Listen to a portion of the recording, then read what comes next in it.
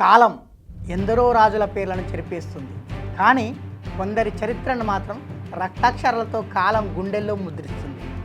మృత్యువాకిట నిలబడి కూడా నా ధర్మం కోసం 1000 సార్లు మరణించడానికైనా సిద్ధమని గర్జించిన పరాక్రమశాలి ధర్మవీర ఛత్రపతి సంభాజీ మహారాజ్.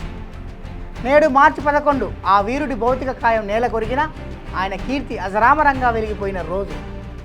ఛత్రపతి శివాజీ మహారాజ్ చిన్ననాడే రాజనీతిని ఆపోసన పట్టిన మేధావి.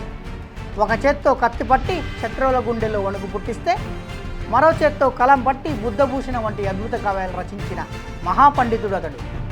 తన 9 ఏళ్ల పాలనలో మొఘలులు, సిద్దీలు, పోర్చుగీసులతో 121 పైగా యుద్ధాలు చేసి ఒక్క ఓటమిని కూడా దరిచేరనివ్వని అజేయుడు మన సంభాజీ.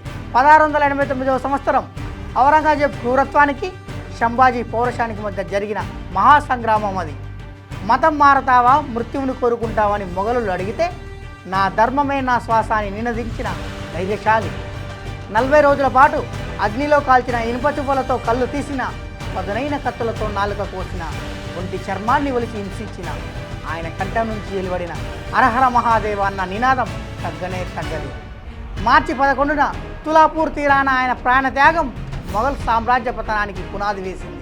ఆయన మరణం ఒక ముగింపు కాదు, అది కోట్ల మంది భారతీయుల గుండెల్లో రగిలిన స్వతంత్ర కాంక్ష.